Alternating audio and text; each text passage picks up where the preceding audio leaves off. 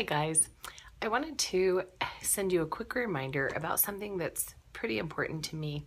I'll preface by telling you a story. Recently I was visiting another institution and I had the chance to observe some tutoring taking place, but I didn't realize it was tutoring right away because I couldn't tell who was the student and who was the tutor. After someone pointed out to me that tutoring was happening right there, knowing that I had an interest in tutoring, I watched with increasing interest because I still couldn't figure out who was the tutor and who was the student. It wasn't until the student stood up to leave the appointment, probably 15-20 minutes after the fact, that I was able to finally say, oh, that's the student. And the person at the computer is the tutor who was helping that student. It bothered me that I had a hard time identifying who was who. And I realized as I reflected on the incident that the reason I struggled so much was that the tutor was the one doing most of the talking, was sitting at the computer and typing and doing the work, and the person sitting off to the side and watching the tutor work was actually the student. So it was hard to tell. I bring this up because every now and again I see similar things happen here in BYU Independent Study. Thankfully, not to that extent, but I sometimes hear the TA doing all the talking or the majority of the talking in a speaking appointment, or I see a tutor working and explaining to a student how a problem should be solved while the student is sitting there passively nodding their head and listening. Or, as a case that I saw not too long ago, the tutor was happily talking and typing and working away at solving a problem, and the student was literally zoned off like this, looking away, body turned away from the tutor, not even paying attention at all. So we have a saying in the tutoring profession that the person holding the pencil is the person doing the learning.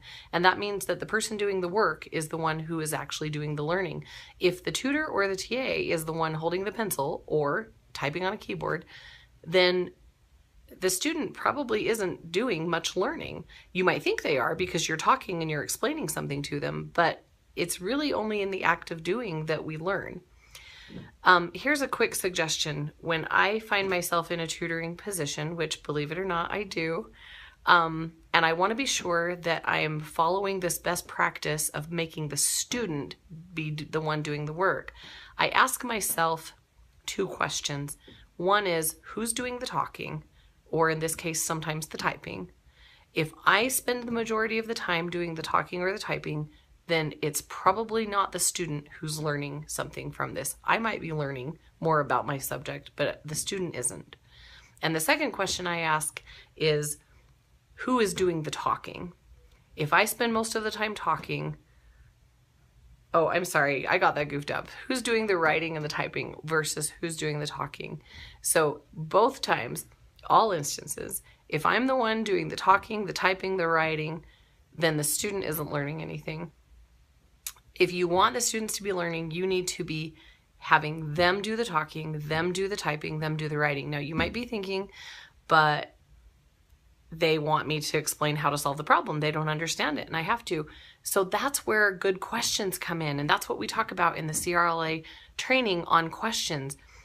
When my kids say, Mom, I don't understand this problem, I don't swoop in and say, oh, here's how you do it, honey. I say, tell me what you've already tried. Show me what you think the question's asking. Why do you think that the question wants you to answer this way?